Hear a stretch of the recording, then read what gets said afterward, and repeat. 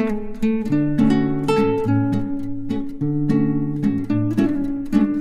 Writer return চ্যানেলের পক্ষ থেকে সকলকে স্বাগত।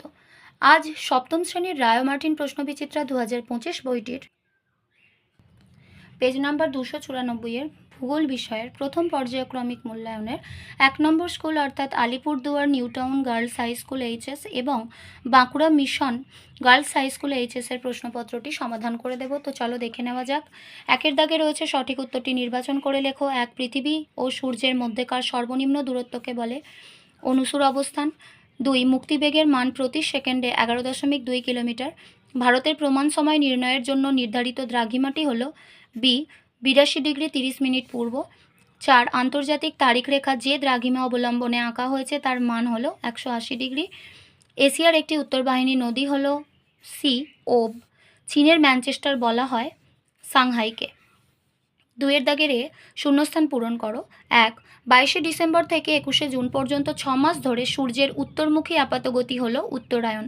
2 বায়ুর চাপমাপক যন্ত্রের নাম হল ব্যারোমিটার। 3 হুয়াংহো নদীকে পিত নদী বলা হয়। 4 বিশ্বের বৃহত্তম খনিজ তেল উত্তোলন কেন্দ্রের নাম ঘাওয়ার, যেটি সৌদি আরবে অবস্থিত। বিয়ের দাগে রয়েছে নিচের প্রশ্নগুলির একটি বাক্যে উত্তর দাও। জিপিএস এর পুরো নাম হলো গ্লোবাল পজিশনিং সিস্টেম। 2 এভারেস্টে বায়ুচাপ কত? 300 মিলিবার। পরবর্তী প্রশ্ন 3 দাগে রয়েছে নিচের প্রশ্নগুলির সংক্ষিপ্ত উত্তর দাও। 1 মুক্তিবেগ বলতে কি বোঝো? কোনো বস্তু প্রতি সেকেন্ডে 11.2 কিমি গতিবেগে ওপরের দিকে ধাবমান হলে তা পৃথিবীর মাধ্যাকর্ষণ কাটিয়ে মহাশূন্যে চলে যেতে পারে, একে মুক্তিবেগ বলে। ওই বস্তু পৃথিবীতে ফিরে না এসে মহাকাশে পৃথিবীর চারপাশে ঘুরতে থাকবে। যেমন কৃত্রিম উপগ্রহ, মহাকাশযান, রকেট এই মুক্তিবেগের সাহায্যে মহাকাশে পৌঁছায়। 2 দাগে মধ্যরাতের সূর্যের দেশ কাকে বলা হয়? পৃথিবীর আবর্তন গতির ফলে পৃথিবীতে পর্যায়ক্রমে দিন ও রাত সংঘটিত হয়। যখন কোনো স্থানের স্থানীয় সময় অনুযায়ী রাতের বেলাও সূর্যকে দেখা যায় তখন সেই সূর্যকে নিশীথ সূর্য বলে। 21 মার্চ থেকে 23 সেপ্টেম্বর পর্যন্ত উত্তর মেরু অঞ্চলে সূর্য অস্ত যায় না, অর্থাৎ এই সময় একটানা 6 মাস দিন। ফলে নরওয়ের হ্যামারফেস্ট বন্দরে সাধারণত মে মাস থেকে জুলাই মাস পর্যন্ত গভীর রাতেও সূর্যকে দেখা যায়। এজন্য একে নিশীথ সূর্য এবং নরওয়ের হ্যামারফেস্ট বন্দর ও তার আশেপাশের অঞ্চলকে নিশীথ সূর্যের দেশ বা মধ্যরাত্রি সূর্যের দেশ বলে। 3 দাগে অক্ষরেখার 4টি বৈশিষ্ট্য লেখো। একই অক্ষাংশযুক্ত রেখাগুলিকে অক্ষরেখা বলে। অক্ষরেখা বা সমঅক্ষরেখার বৈশিষ্ট্যগুলি হল: 1 পূর্ব পশ্চিমে বেষ্টন, অক্ষরেখাগুলি পূর্ব পশ্চিমে বিস্তৃত। 2 আকৃতি, অক্ষরেখাগুলি প্রত্যেকেই পূর্ণবৃত্ত। 3 মান, অক্ষরেখার সর্বনিম্ন মান 0 ডিগ্রি এবং সর্বোচ্চ মান 90 ডিগ্রি। 4 সংখ্যা, নিরক্ষরেখার উভয় দিকে 1 ডিগ্রি অন্তর 89টি অক্ষরেখা কল্পনা করা হয়েছে। নিরক্ষরেখা সহ দুটি গোলার্ধে মোট অক্ষরেখার সংখ্যা 179 বা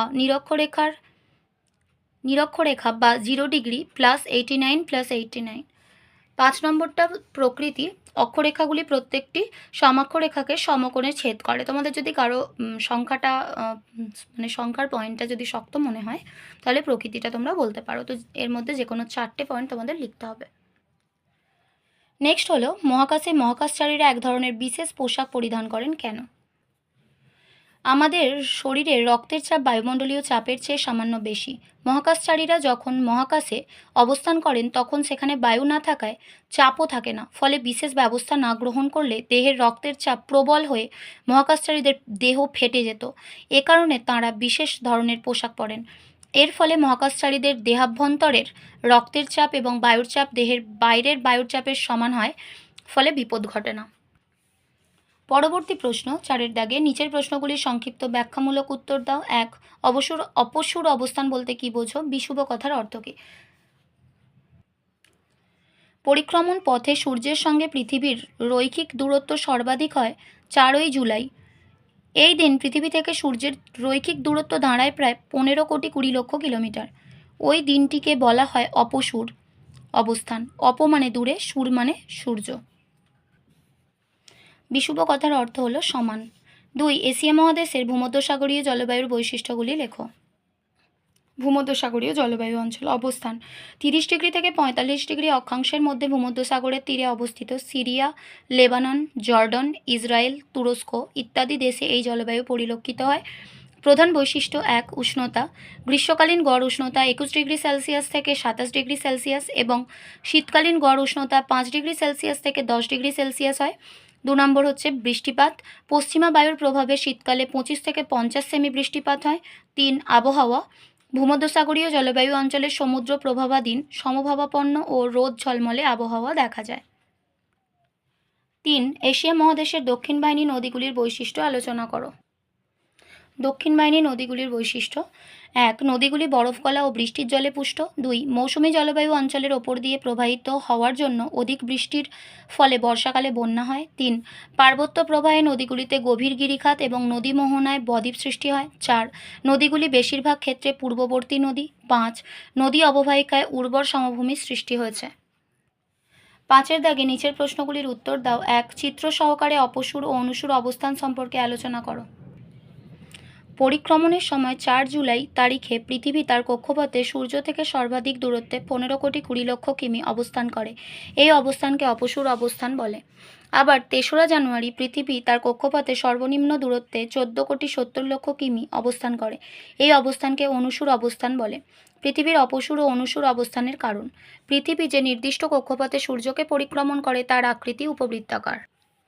এই উপবৃত্তাকার কক্ষপথের একটি ফোকাস বিন্দু বা নাভিতে সূর্য অবস্থিত, ফলে পরিক্রমণের সময় সূর্য ও পৃথিবীর মাঝের দূরত্বের হ্রাস বৃদ্ধি ঘটে এবং 3রা জানুয়ারি ও 4ঠা জুলাই যথাক্রমে অনুসূর ও অপসূর অবস্থার সৃষ্টি হয়। এরপর এই যে ছবিটা দেখতে পাচ্ছ, এই ছবিটা কিন্তু তোমাদের আঁকতে হবে, তো ছবিটা তোমরা একটু খুব ভালো করে দেখে স্ক্রিনশট নিয়ে নিতে পারো। পরবর্তীতে রয়েছে 2. অক্ষরেখা ও দ্রাঘিমা রেখার পার্থক্য উল্লেখ করো। অক্ষরেখা ও দ্রাঘিমা রেখার পার্থক্য বিষয়ে 1 নম্বর সংজ্ঞা: পৃথিবীর সম অক্ষাংশযুক্ত স্থানগুলিকে যুক্ত করলে পূর্ব পশ্চিমে বিস্তৃত যে কাল্পনিক রেখা পাওয়া যায় তাকে অক্ষরেখা বলে। পৃথিবীর সম দ্রাঘিমাযুক্ত স্থানগুলিকে যুক্ত করলে উত্তর দক্ষিণে যে কাল্পনিক রেখা পাওয়া যায় তাকে দ্রাঘিমা রেখা বলে। 2 নম্বর সংখ্যা: নিরক্ষরেখার উভয় দিকে সমান্তরালভাবে 1 ডিগ্রি অন্তর 89টি বৃত্তাকার অক্ষরেখা টানা যায়, আর মূল মধ্যরেখার উভয় দিকে 180টি অর্ধবৃত্তাকার দ্রাঘিমা রেখা টানা যায়। 3 নম্বর আকৃতি: অক্ষরেখাগুলি পূর্ণবৃত্তাকার, প্রতিটি অক্ষরেখা পরস্পর সমান্তরাল, আর দ্রাঘিমা রেখাগুলি অর্ধবৃত্তাকার, প্রতিটি দ্রাঘিমা রেখা পরস্পর সমান্তরাল নয়। 4. সর্বোচ্চ ও সর্বনিম্ন মান: অক্ষরেখার সর্বোচ্চ মান 90 ডিগ্রি এবং সর্বনিম্ন মান 0 ডিগ্রি। দ্রাঘিমা রেখার সর্বোচ্চ মান 180 ডিগ্রি এবং সর্বনিম্ন মান 0 ডিগ্রি। 5-এর দাগে রয়েছে মধ্যবর্তী দূরত্ব। পরস্পর সমান্তরাল হওয়ায় দুটি অক্ষরেখার মধ্যবর্তী দূরত্ব সর্বদা সমান। পরস্পর সমান্তরাল না হওয়ায় দুটি দ্রাঘিমা রেখার মধ্যবর্তী দূরত্ব নিরক্ষরেখায় সবচেয়ে বেশি হয় এবং উত্তর ও দক্ষিণ দিকে এই দূরত্ব কমতে কমতে সুমেরু ও কুমেরু বিন্দুতে দ্রাঘিমা রেখা দুটি মিলিত হয়। 6 নম্বর হচ্ছে পরিধি: অক্ষরেখাগুলির পরিধি নিরক্ষরেখা থেকে উভয় মেরুর দিকে ক্রমশ কমতে কমতে অবশেষে দুটি বিন্দুতে পরিণত হয়। দ্রাঘিমা রেখাগুলির পরিধি সর্বত্র সমান। 3-এর দাগে রয়েছে বায়ুর চাপ কয় প্রকার ও কী কী? সমচাপ রেখার 3টি বৈশিষ্ট্য লেখো। ভূপৃষ্ঠ সংলগ্ন বায়ুর 2 ধরনের চাপ দেখা যায়, যথা 1 উচ্চচাপ, 2 নিম্নচাপ। সমচাপ রেখার বৈশিষ্ট্য: 1. সমচাপ রেখায় বায়ুচাপগুলিকে মিলিবার এককে প্রকাশ করা হয়। পৃথিবীতে বায়ুচাপ সাধারণত 980 মিলিবার থেকে 1050 মিলিবার। 2. সমচাপ রেখায় সাধারণত বায়ুচাপের পরিমাণগুলি সমুদ্রপৃষ্ঠের বায়ুচাপের হিসেবে দেখানো হয়। 3. সাধারণত স্থলভাগের ওপর সমচাপ রেখাগুলি আঁকাবাঁকাভাবে বিস্তৃত হয় এবং জলভাগের ওপর প্রায় সমান্তরালে বিস্তৃত হয়। সমচাপ রেখাগুলি পরস্পরকে স্পর্শ বা অতিক্রম করে না। 4. সমচাপ রেখাগুলি যেখানে পরস্পরের খুব কাছে চলে আসে সেই অঞ্চলে বায়ুচাপের পার্থক্য বেশি হয়। ঘন সন্নিবিষ্ট সমচাপ রেখার অর্থ হল বায়ুপ্রবাহের গতিবেগের প্রাবল্য। 5. সমচাপ রেখাগুলি সাধারণত পূর্ব পশ্চিমে বিস্তার লাভ করেছে। 6. নিরক্ষরেখা থেকে ক্রমশ উত্তরে বা দক্ষিণে সমচাপ রেখাগুলির মান বাড়তে থাকে। 7. সর্বোচ্চ ও সর্বনিম্ন বায়ুচাপ উত্তর গোলার্ধের স্থলভাগের ওপর দেখা যায়। শেষ প্রশ্নে রয়েছে এশিয়াকে চরম বৈশিষ্ট্যের মহাদেশ বলা হয় কেন?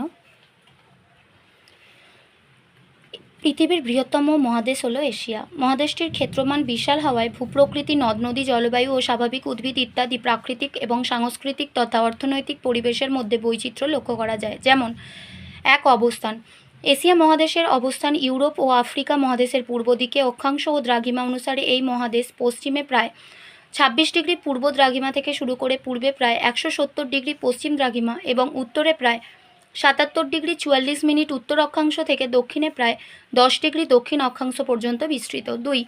ভূপ্রাকৃতিক বৈচিত্র্য। এশিয়া মহাদেশের মধ্যভাগে পর্বতময় উচ্চ মালভূমি এবং উত্তর ও দক্ষিণে বিশাল সমভূমি অবস্থান করছে, তাই এশিয়াকে চরম বৈশিষ্ট্যের মহাদেশ বলা যায়। কোন নদীকে স্বর্ণ রেণুর নদী বলা হয়? ইয়াংসিকিয়াং। সাংহাইকে চীনের ম্যানচেস্টার বলে কেন?